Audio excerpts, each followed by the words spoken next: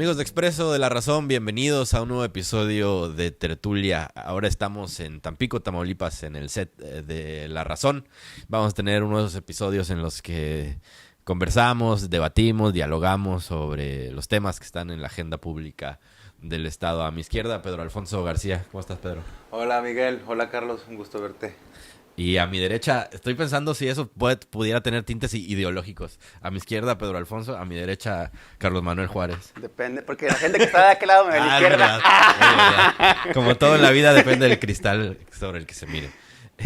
Bueno, les decía, vamos a abordar, desde luego, pues lo que está en la agenda pública es el tema del proceso electoral que está ya en marcha, está pues cada vez más cerca la jornada electoral del 2 de junio. Estamos actualmente en pleno proceso de selección de candidatos, las diferentes coaliciones y partidos que van a participar, así es que ¿por qué no empezamos por ahí? Lo más cercano que tenemos son los registros del PAN. Ya se inscribieron quienes aspiran a ser candidatos para los ayuntamientos y para las diputaciones locales. Ya se habían registrado los de Morena, pero bueno, ahí se ha ido pateando el bote, se ha ido postergando las definiciones. ¿Les parece? Y empezamos por el PAN. ¿Cómo vieron este proceso interno que inició con el registro de los precandidatos? La verdad que a mí me impresionó de alguna manera cómo el PAN se ha visto obligado a pues realmente a rascar en el desierto, o sea no parecía que existieran perfiles presentables dentro de todo lo impresentable que hay en el PAN para las diputaciones, y pues ahí va sacando más o menos pues el trabajo, ¿no? Inclusive hasta creo que algo que sirvió mucho fue que el Cachorro se hizo a un lado por la candidatura Reynosa, y la secretaria general, Rosario González, está entrando a hacer ese trabajo. Y creo que yo pensaba que iba a ser más desastroso, la verdad, porque el forcejeo de Cabeza de Vaca con otros grupos sí estaba llevando el partido a un momento pues complejo, más allá de que ya hayan asumido la cruda de dejar del poder. Y creo que lo han hecho dentro de todo bien. O sea, son perfiles de pronto, pues, los diputados federales y el Senado, que van a perder, ellos saben que van a perder. O sea, va a ser muy complicado que ganen. Tal vez, no, bueno, Jesús Nader ganará, yo creo, pero pues sabemos que eso tampoco es como que le vaya a aportar a la vida democrática del PAN, ¿no? Creo que en general sacaron bien su proceso. Veremos ahora a nivel municipal, que es ahí donde está el forcejeo más fuerte. Como un dato que nosotros publicamos en Elefante Blanco, por ejemplo, la mesa de negociación que se planteó, la mesa política con el gobernador Francisco García Cabeza de Vaca, con Ismael, su hermano, con Gerardo Peña y Jesús Nader, pues sirvió mínimo para calmar las aguas. El truco estuvo ahí, luego ya me dijeron que no estuvo tan presente, y al final se quedaron con el pastel pues los hermanos Cabeza de Vaca, que tampoco no es novedad.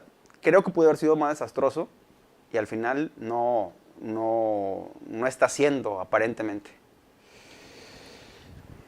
Coincido con Carlos, fue un proceso organizado y además, agregando a lo que dice Carlos, yo considero que el PAN mostró su verdadera naturaleza o su verdadero origen, que al final es un partido, muestra un nivel de organización que para eso voy, muestra también el talón de Aquiles de Morena. Morena inició primero como un movimiento o partido, como lo quieran ver, que tenía tenía sus personajes y grupos de poder bien definidos, pero después de la llegada de Andrés Manuel al poder en 2018 se fue formando por distintos grupos de interés, y el caso tamaulipeco es increíble porque son muchos los intereses, son muchos los grupos, son muchas las tribus, se podría decir, ya podríamos hablar de tribus que hay en Morena, Y eso no lo tiene el PAN. El PAN sí tiene sus grupos bien definidos. Está el grupo de César, está el grupo del Verástegui, está el grupo de Jesús Nader, está el grupo de Cabeza de Vaca, pero hasta ahí. Y en el caso de Morena están los alcaldes, está el grupo del gobernador, está el grupo de México, y está un grupo están otros grupos, podamos decirlo, pequeños o grandes de poder que también están influyendo y están hasta el momento mostrando un cierto desorden que ya mostró la oposición, que al menos para el proceso electoral va a mantener ese equilibrio. Y en mi opinión personal resulta un poco preocupante para Morena que para estas fechas todavía no tengan definido nada. Es solamente lo que quería agregar a lo que tú... Yo me voy a permitir disentir un poco con ustedes, entendiendo que sí se ha llevado en orden el proceso panista, pero yo sí veo algunos focos rojos ahí internos en Acción Nacional. El caso de Tampico es evidente. La pugna que hay entre dos grupos políticos por quedarse con la candidatura, ni más ni menos que el municipio más importante para ellos, para Acción Nacional, que es Tampico. En Madero también entiendo que las cosas no están tan suaves como parecen. Sí veo en la frontera que se pusieron de acuerdo de una manera muy organizada, pues qué bueno para ellos.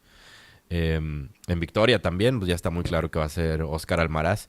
Pero ¿qué opinan de lo que pasa en el sur de Tamaulipas, concretamente del caso de Tampico, donde pues es muy evidente que Jesús Nader tiene su fórmula, sus propuestas, que son Rosa González Azcárraga para la alcaldía, Pepe Checaibán y Magda Peraza para las diputaciones locales, pero también es muy evidente que el grupo de Cabeza de Vaca está impulsando otras opciones, ¿no? Mon Marón para la gubernatura. Entiendo que lo que dicta la información es que pues parece que va a ser Rosa y que es el acuerdo, digamos. Pero sí hay ahí tensión al interior del PAN, ¿o no? Sí, lo que yo creo es que para como venía siendo la actitud de Cabeza de Vaca dentro del panismo con el control, creo que entendió, o no sé si entendió, porque también no es como que sea el ideólogo, ¿verdad? Pero creo que sí se dio un acuerdo de no ser totalitario, sí, ¿no? O sea, el hecho de que se registre Mon Marón como para competir con Rosa González, en fin, no nada más Mon, sino una fórmula, ¿no? Ángel Covarrubias, que haya competencia, me parece, y aparte sobre todo, creo que la gran diferencia, como lo decía Pedro, de Morena es que acá estamos viendo que fueron a la sede, se registraron, con cosas como la vieja usanza de las porras, de ver quién llena la calle, pero no es como Morena que se registraron en la computadora y salieron, y quien salió con su foto sí, en la redes, mayoría ni siquiera lo anunció. Sí. Entonces, es ahí un poco lo que la diferencia, digamos, mínimo de forma. Creo que sí, en el fondo hay rupturas fuertes, la de Jesús Nader con Cabeza de Vaca, con Ismael García Cabeza de Vaca. Creo que ahora lo mencionaba Pedro, y yo siento que en este momento se va a posicionar otra figura dentro del panismo que viene a llenar un hueco que está dejando, yo creo que César Verástegui. César Verástegui, después de ser candidato a gobernador, ha venido a menos. Y yo creo que, por ejemplo, Morena tiene la obligación en la elección municipal, ya hablaremos de eso, pero tienen la obligación de ya llenar ese espacio de la zona cañera, porque Verástegui está tomando un paso hacia atrás, y ahí va a surgir lo que hasta ahora se apunta, va a ser el nuevo dirigente del PAN, que es Gerardo Peña, también un incondicional de Cabeza de Vaca, pero que yo lo veo cada vez más con pues una intención de sacudirse y hacer su carrera propia, aunque bueno, sabemos que también no es como que su carrera sea tan exitosa, ¿verdad? Siempre ha sido acomodado y es pluri. Y ahora, para cerrar mi comentario, lo que también me parece interesante es otra de las cosas que Jesús Nader ha hecho.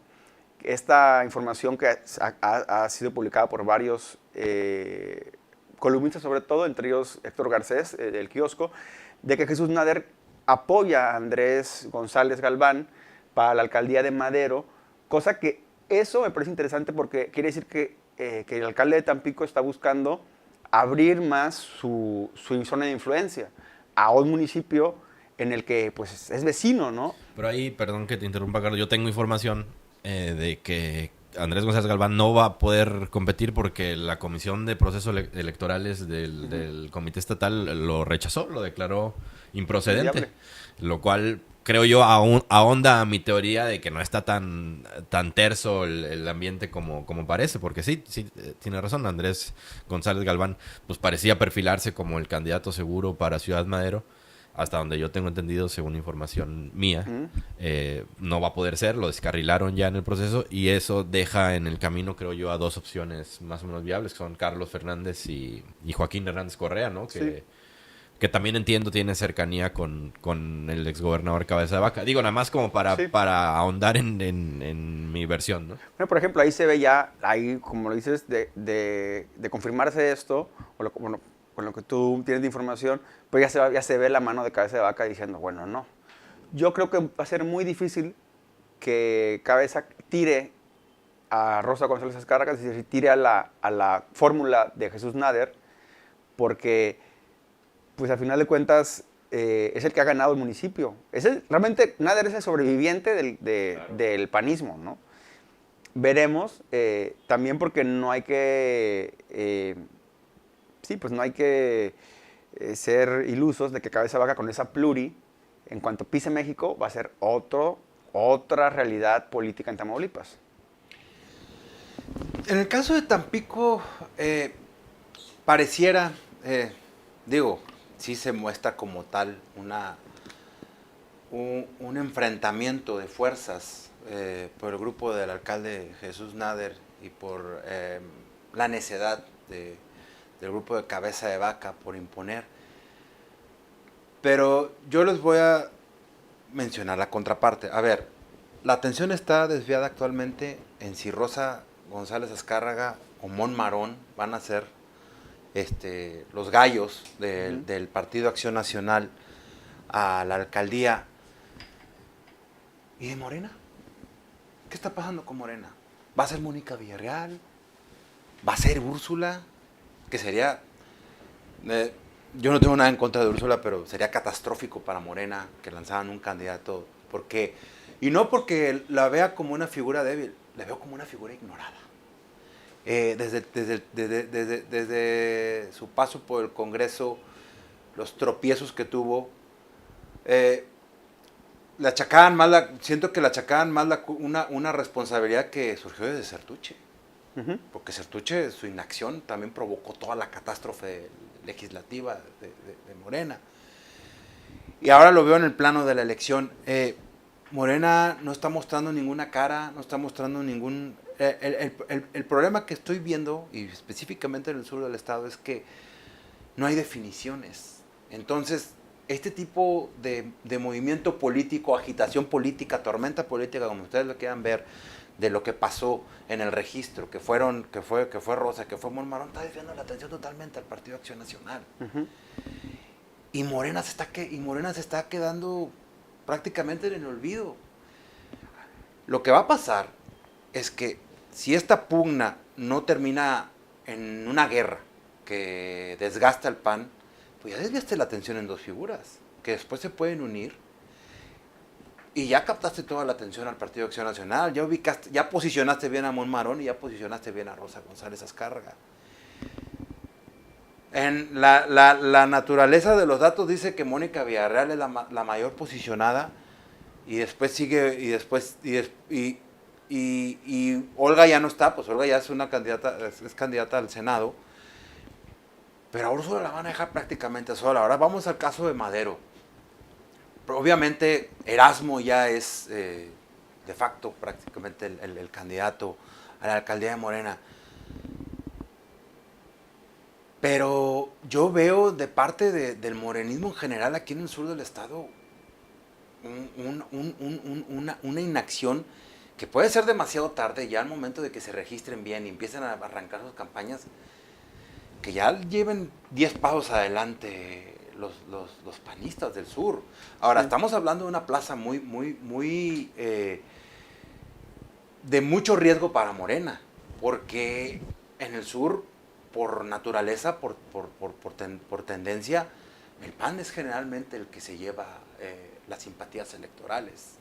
Es lo que puedo decir. Sí, y es como un fenómeno al revés, ¿no? Normalmente Morena es el que se adelantaba en la selección de candidatos, siempre le sacaba un paso adelante al PAN o al PRI o a la oposición.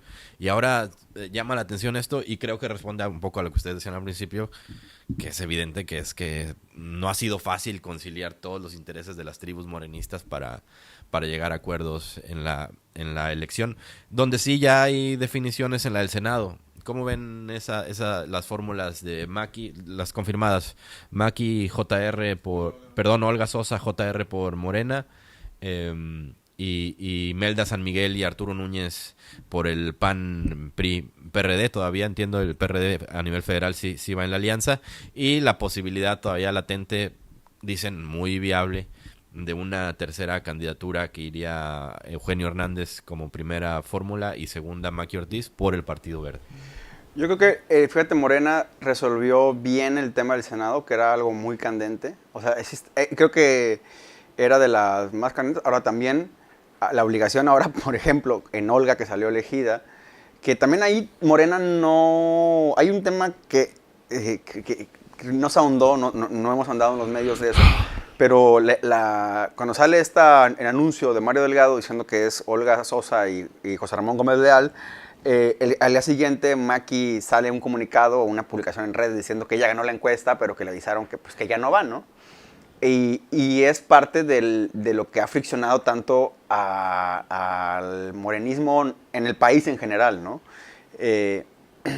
Creo yo que la fórmula de JR y Olga Sosa es muy interesante y también ya nos ubica en que pues, ellos prácticamente van a ser senador y senador, se posicionan en un futuro de la próxima gobernatura.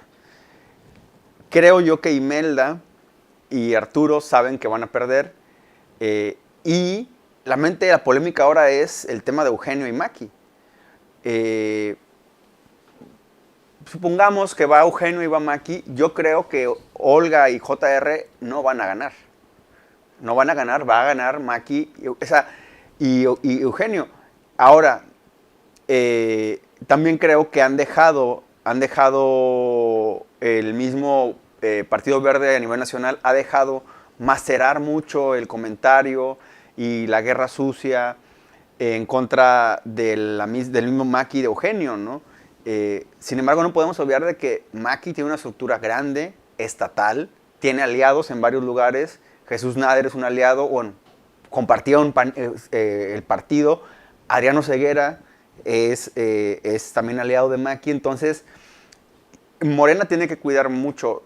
La misma discusión que hay a nivel nacional ahora con el morenismo es este hecho de postular justo por el verde a gente que de pronto es polémica, ¿no?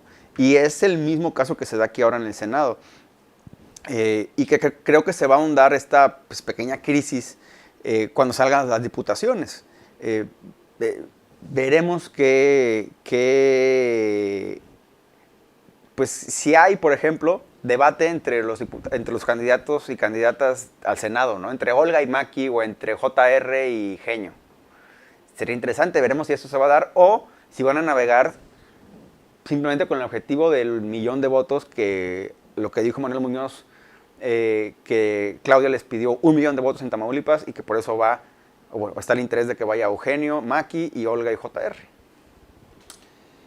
Yo les mencioné en tertulias pasadas, el objetivo era uno, pero tal vez fui ingenuo en muchas cosas, que desde un inicio la fórmula era Olga Sosa, Maki Ortiz. Por toda la coyuntura que lleva la campaña de Claudia Sheinbaum, porque Claudia Sheinbaum evidentemente, al menos en el aspecto ideológico, trae muy marcado y muy acentuado el tema de las mujeres, que yo sigo vaticinando una depuración política a nivel nacional cuando llegue, porque va a alimentar proyectos políticos que sean para mujeres. Y además vemos la realidad de Tamaulipas, que probablemente, o ya muy seguramente, en la próxima elección para la gobernatura tiene que ser sí o sí una mujer. Entonces la estrategia fue distinta a lo que yo les comenté en aquella vez, pero al final el resultado va a ser el mismo. Maki se va al Partido Verde con Eugenio. Olga, si llegan a perder ante esa fórmula, va también al Senado. Y al final se aplica esa estrategia de matar a dos pájaros de un tiro. JR es una figura emergente de Morena, porque había pertenecido a otros partidos, pero su verdadera fuerza, su verdadero poder se da con Morena en la 4T. Y es una forma de mantenerlo, es de aplicarle un estate quieto. Y no es algo que se decidió aquí en el Estado, fue algo a nivel nacional. ¿Por qué quién pertenece JR? Pertenece al grupo de Adán Augusto, que fue una de las figuras más allegadas al gobierno de Andrés Manuel López Obrador. La estrategia va, si Maki gana, o si gana Olga al final, es un reparto entre los dos. Creo que Cabeza de Vaca se hizo un lado, no metió a figuras que le pudieran dar activos. Obviamente, evidentemente Arturo Núñez es un operador distinguido, Imelda, su papel en el Congreso, pese a que fue la villana, pues fue la villana favorita porque logró lo que quiso, pero no son figuras que electoralmente puedan dar un resultado. Entonces pareciera que ellos fueron una moneda de cambio de Cabeza de Vaca. Pues está interesante su perspectiva, porque me da la impresión de que ambos coinciden en que van a ganar Maki y Eugenio. ¿Es así? Que le van a ganar. Yo sí creo que van a intercambiar ahí. Y creo que también, o sea, Claudia. Pero a ver, ¿en qué va? ¿Por qué tanta seguridad en Maki y Eugenio? Es decir, yo coincido que Maki tiene su poderío en la frontera. Eugenio lo tiene, creo yo, muy limitado al centro del estado. No lo veo aquí en el sur como una candidatura sólida. No sé, a lo mejor en la frontera sí. Creo que JR, con todo y esto que mencionaba Pedro, que es una figura a la cual evidentemente tratan de cercarle el paso, empezando por su relación familiar, ¿no? Porque es cuñado ni más ni menos que del enemigo público número 1 de la 4T en Tamaulipas. Pero es un tipo que también tiene capital político y electoral. Sí, yo creo que es curioso, y lo hemos platicado en ocasiones anteriores, el fenómeno del personaje de Eugenio Hernández Flores es bien curioso, porque Eugenio, si bien hay hechos fácticos, como que se hizo de la vista gorda de que la violencia venía creciendo en su gobierno, o sea, eso es inevitable. O sea, en su gobierno se empezaron a ver las cosas más horrendas en el Estado, y él no dijo absolutamente nada. A mí me impresiona mucho cuando lo detuvieron, gente afuera del penal, y cuando salió ahora, sí creo que es un fenómeno que se da ahí en Victoria, pero vamos a ver si se atreve a salir, o ya obligado por la campaña a hacer eventos. Yo pienso que sí va a haber una estructura que va a responder a esa, y sobre todo ahí hay un cierto grupo de priistas que ya están hasta el gorro del PRI, que van a decir, bueno, pues aquí se puede tener una nostalgia de aquel poder que se vivió de 2004, 2005, 2010. El tema Maki, yo creo que está más que dado en que ella ha invertido gran parte de su tiempo y de su dinero desde la campaña a la gobernatura en crear una figura estatal, y que a pesar de que la han querido descarrilar, se ha mantenido pues más o menos con la fuerza que le da evidentemente a su hijo, a Carlos Peña, alcalde de Reynosa, pero que también se ha mantenido fuerte ante pues inclusive lo que pasó ahora cuando vino Sheinbaum a Victoria, ¿no? Que no la dejaban entrar, que son como cosas que mediáticamente son muy sonadas, pero también que ella logra salir avante de eso, ¿no? Y por eso es lo que yo creo que entre estructura y alianzas está la figura de Maki, y también entre imagen, nostalgia y hartazgo de cierta parte del prismo va a estar la fortaleza de Eugenio. Ahora, lo curioso sería, y eso, en serio, yo lo hubiera tratado de imaginar y no me da la imaginación, es ver a Maki y a Eugenio juntos. Yo creo que han sido personajes que nunca han coincidido y va a ser interesante verlos, ¿no? O sea, me parece que me atrevería a decir que inclusive Maki va a ser reticente a presentarse al lado de Eugenio, ¿no? Porque es lo que ella ha dicho toda su carrera, ahí está condensado en Eugenio. Toda su carrera de panista era refiriéndose a ese prismo. Sí, pero me da la impresión de que a estas alturas no le dan mucha importancia a eso. Yo no minimizo la fórmula de Olga y de JR. Olga ha dado la sorpresa este sexenio. Es una figura muy carismática. JR, pese a todas las críticas que se han hecho en contra de él, mi parecer se me hace un operador innato. Cuando le entregaron la delegación de bienestar, hizo un trabajo excepcional, y no por el hecho de que haya dado buenos resultados, sino que hizo una de las máximas de la 4T del obradorismo, que fue recorre tu estado. Y yo creo que prácticamente recorre todo el estado. O sea, una vez me tocó ver que vino a un ejido de aquí del sur, que creo que haces no sé cuánto tiempo en lancha para poder llegar. O sea, él sí tiene una proyección dentro de la población. Pero yo me refiero más al duelo de grupos de interés. Maki pertenece a grupos de intereses muy fuertes. Y el tema de Eugenio Hernández Flores, el exgobernador, sí tiene una concentración muy fuerte en el centro del estado.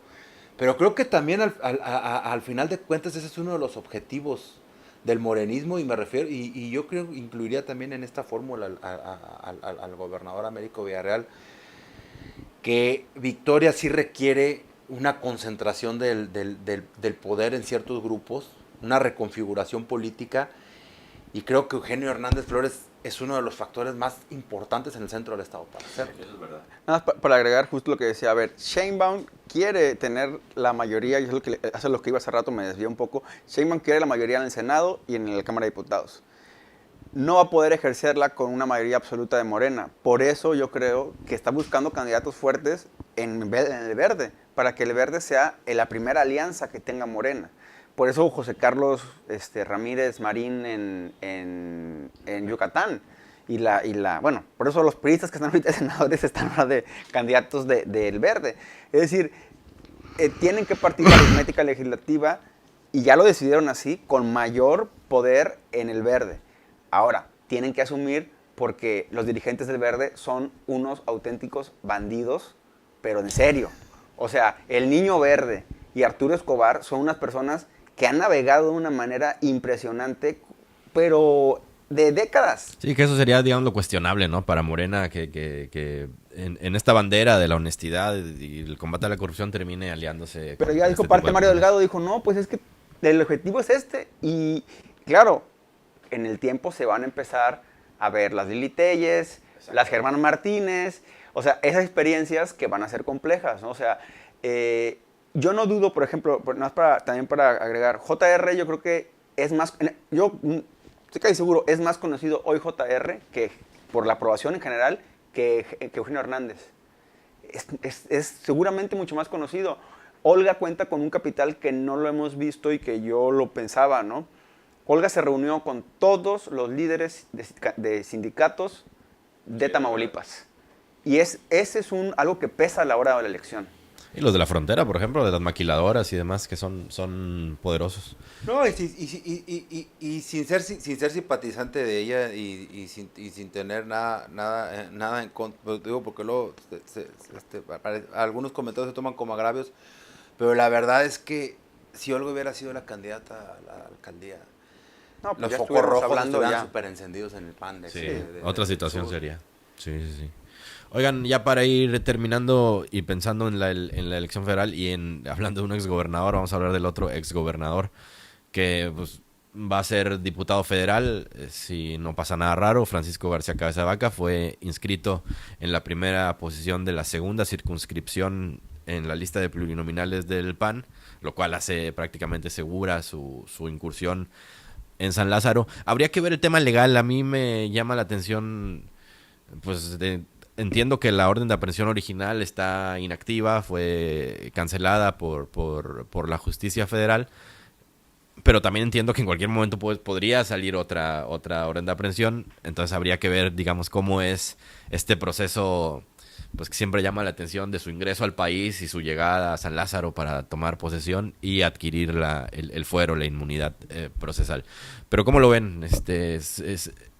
A mí me llamó la atención que hizo mucho ruido a nivel nacional, ¿no? Generó mucha sorpresa. Creo que a nivel estatal menos, como que ya todos sabíamos de esta relación buena que tiene Cabeza de Vaca con la cúpula panista, ¿no?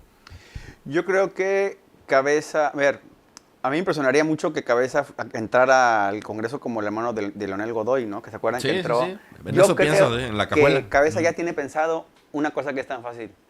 Me enfermé de COVID y voy a tomar protesta vía Zoom. Ahora ya es un método abierto, ya, el método digital. Y ya llegas, Ya con fuero. ya cruzas de McAllen a Reynosa con fuero. Y ya no puede haber nada que te tenga. Eso es una cosa. Ahora, yo no dudo, bueno, sí tengo que dudar porque luego los abogados de Morena son bastante ineficientes. Eso tendría que llegar bueno, la candidatura de Cabeza tendría que llegar al tribunal seguramente por lo que hay ahora de una denuncia de que falsificaron un poder notarial y que la carta de residencia no está bien expedida. Entonces veremos si llega al tribunal electoral y ahí que deciden. Yo veo muy complicado que no se convierta en diputado plurinominal. Se van a parar. Y aparte realmente pueden, o sea, hay mucho recurso legal y ya vimos que Cabeza de Vaca, si en algo gasta, es en abogados. Y se defiende y logra el objetivo, ¿no? Va a ser muy interesante porque, como hace rato lo decía Pedro, poner en contraste. Sí, Cabeza pues va a ser su regreso a la política en territorio y ver cómo va a responder Morena ante eso, ¿no? A nivel estatal.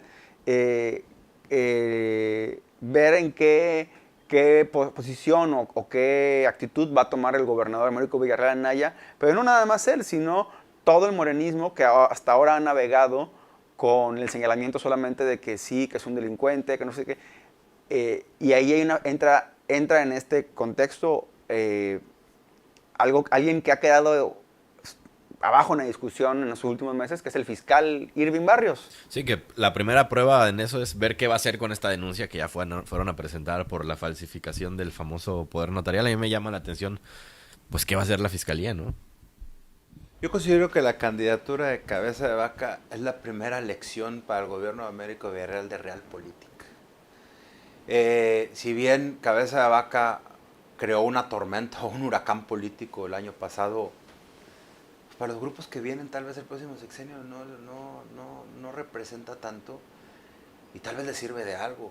Y tal vez por eso sería muy ingenuo pensar que el panismo popular en el nivel nacional tomó una decisión con el afán de enfrentarse al próximo gobierno del país, y que además de hacerle esa afrenta al próximo gobierno de Morena, que es ya casi evidente del declaro de Sheinbaum, también ya están peleados con su candidata Xóchitl Gálvez, que está cada vez más alejada de la alianza.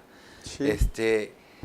Yo creo que es una lección para el morenismo en general, al morenismo tamaulipeco, de que los escenarios cambian. Y Cabeza de Vaca probablemente llegue como diputado, y va a ser una prueba de fuego lidiar con eso, porque además Cabeza de Vaca sigue teniendo personajes afines a su proyecto en lugares estratégicos, y probablemente en la legislatura va a meter a personajes que van a hacer ruido. Que tengan impacto electoral es otra cosa, como Gerardo.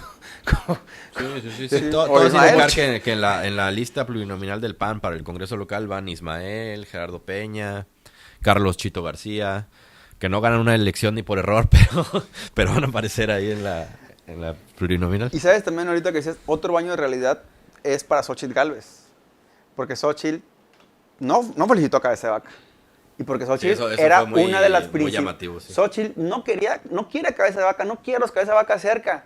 Pero fue un baño en realidad y le dijeron, no, tú tienes 2 posiciones, elige. Ah, pues Josefina Vázquez Mota y Gerardo Martínez. Son las posiciones de Xóchitl. De lo demás, se acabó. Marco Cortés, con todo y su gran experiencia en acuerdos políticos, pues refrendó que la alianza con Cabeza de Vaca la va a llevar hasta donde, como dijera el mismo, hasta donde tope. Y eso es un baño de realidad de lo que nos espera el próximo sexenio. Va a haber alianzas indeseables, va a haber personajes que van a volver.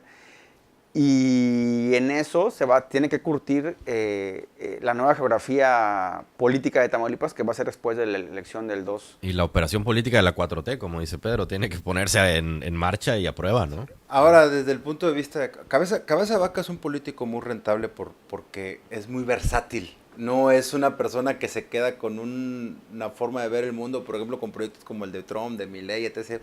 Es una persona versátil que se adecua. Y puede crecer políticamente, pero yo creo que los que no lo impulsan, que los que dejaron que llegara, pues también se dan cuenta de una realidad de Cabeza de Vaca, que su talón de Aquiles, además de su temperamento, es su hermano, que sigue apostando por él. Y en el Senado no ha dado ni un resultado y se me hace una figura que si quiere hacerla crecer a la fuerza como suele hacerlo él, pues debería ponerlo a estudiar o que sus asesores, como le encanta estar rodeado de asesores, pues que lo rodee de asesores que lo hagan mover un poquito la ratonera, porque ese es el talón de Aquiles de Cabeza de Vaca, que probablemente aún siendo diputado y haga todo el ruido que haga, si su hermano sigue cometiendo los errores que ha cometido desde que llegó al poder Cabeza de Vaca, va a volver a cavar su tumba y se va a volver a enterrar él. Porque Cabeza de Vaca tiene esa habilidad de ser el pescado enjabonado que lo agarras y se escapa y se va. Pero pues la red sigue siendo su hermano. Y siguen siendo sus hermanos. Y probablemente, pues tal vez ya aprendió, pero no lo creo porque a veces el amor apremia. Va a seguir cayendo en los mismos errores. Pues sí, es impresionante. Yo realmente quisiera cerrar con un comentario que, al igual que emociona la candidatura de Jorge Álvarez Maínez, está la de Luis Torre, ¿no? ¿No? ¿No emociona a usted? ¿Está siendo irónico o...? No, pues les digo, ¿no? O sea, a lo que voy es que A ver, bueno, movimientos... ese es un buen tema. ¿Qué onda con el Movimiento Ciudadano? Evidentemente, después de la caída, muy, muy breves, porque nos va a acabar el tiempo, después de la caída de Samuel García, pues se desinfló un poco, se desinflaron las expectativas que había por el Movimiento Ciudadano. A mí Álvarez Maínez me parece un buen candidato. Sí. Me parece un tipo de lo más interesante que hay al interior de MC, aunque evidentemente no tiene el arrastre electoral de Samuel. Pero en Tamaulipas hay algunos candidatos que por lo menos están haciendo ruido. Luis Torre Alillán, que digo, podemos debatir sobre sus credenciales, pero pues, va a ser una campaña en serio en Victoria. Roberto Lee en Matamoros. ¿Va a ser factor Movimiento Ciudadano en Tamaulipas? Amalia Ábalos en Tampico. Amalia Ábalos en Tampico. ¿Va a ser factor? Disculpen, es que la verdad es muy triste ver a Movimiento Ciudadano, a un partido que en un momento dado pudo haber sido un partido que tuviera unas candidaturas serias. Primero, Samuel, más allá de lo que a algunos les caiga mal o no, es un político que inclusive el hecho de bajarse de la contienda electoral, muchos lo vieron mal. Para mí me pareció que un político diga no, mejor para atrás, ya es. Y además construyendo su camino, algo que tú mencionas mucho, que es el 2030. Claro. ¿No? Y de pronto aquí en Tamaulipas dices tú, madre mía, no hay nadie. O sea, nadie que del gobierno de cabeza para acá se haya convertido en una figura. O sea, creo que la figura es Mario, ¿cómo se llama el que era diputado? Mario, el que era Morena lo recogió. Mario Ramos. O sea, y sí es importante porque... Bueno, y Gustavo Cárdenas, ¿no? Que bueno, Gustavo sí es, pero ya es como dice, un pescado enjabonado. O sea, Gustavo es un tipo ya con mucha experiencia. A lo que voy es que es muy triste ver un partido que en el noreste sobre todo se perfilaba para ser un partido importante, ver que presenta candidaturas totalmente flojas. Y es un síntoma de lo que ya hemos hablado varias veces, ¿no? O sea, no hay un vínculo entre realmente la ciudadanía interesada en la política con los partidos. O sea, son dos cosas distintas. Son los mismos personajes dando vueltas de un partido a otro, se acomodan. Y quienes son líderes, pues ven para dentro de su casa y no ven en la creación de otros personajes. Y ahí es lo que se engloba lo de este año de Movimiento Ciudadano a nivel estatal. Ya lo hablamos, la candidata al Senado fue la suplente de Maki. Es decir, Maki la mandó ahí. Andrea García. Bueno, no sí, sé es cierto, no me acordaba, ni siquiera mencionamos esa otra fórmula, sí. Un poco me voy a retratar, tal vez no la mandó, pero le sugirió. Pero sí es muy triste que de pronto pues la propuesta sea que me ponga unos tenis fosfo. Está muy feo, o sea, y veremos a ver si tal vez en algunos municipios, porque también otra cosa, en Tamaulipas el aliado natural de Morena no es el Verde y el PT, es Movimiento Ciudadano.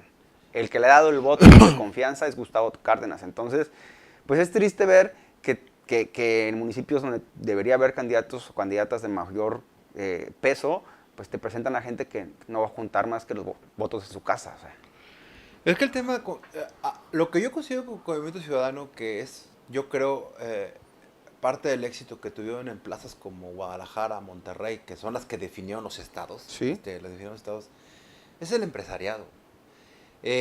Tamaulipas sí tiene un empresariado fuerte, pero por ejemplo, un empresariado que decida cuestiones hasta a nivel estatal, pues solamente ahí en Tampico, y Tampico lo tiene, el empresariado es ultra militante del panismo. Sí. En Matamoros hay cosas interesantes, ahora sí que en Matamoros se podría dar esa batalla que vemos de repente en redes del old money y new money. Por ejemplo, a mí todavía se me hace muy, y digo sin conocerlo, pero se me hace una propuesta buena que llegara, por ejemplo, una figura como Roberto Lee, porque es parte de este nuevo empresariado distinto. Y eso le podría dar fuerza a Movimiento Ciudadano, pero la verdad es que la naturaleza del Estado no es propicia para que crezca el partido, porque, a ver, se tuvieron que colgar de una figura como la que es Gustavo. ¿De dónde viene Gustavo Cárdenas? Viene del PAN. Del PAN, sí. Entonces, yo creo que solamente Movimiento Ciudadano podría crecer aquí en el Estado si hay un sector empresariado que lo apoya fuerte o que lo veo más difícil. Y se supone que algunos candidatos lo están presumiendo, no quiero decir quiénes, los empresarios afines a Samuel. Se supone que son los que están haciendo un proyecto político aquí en Tamaulipas. Veamos, yo no le veo ni pies ni manos al Movimiento Ciudadano aquí en Tamaulipas por lo que les digo, y no veo figuras políticas ni emergentes ni actuales, salvo, como les digo, el mismo Gustavo, que pueda darle fuerza. El caso de Torre Lillán es un ejemplo. Torre Lillán, pues, estuvo en el PRI, estuvo en el PAN. ¿Morena? ¿O fue Morena, aspirante por Morena? y ahora está en Movimiento Ciudadano, y Movimiento Ciudadano la apuesta a él porque, pese a todos los tropiezos que ha tenido Luis Torre en su trayecto, pues ha ido formando poco a poco una carrera que ya está en él si la hace prosperar, pero yo no le veo a Movimiento Ciudadano figuras que puedan.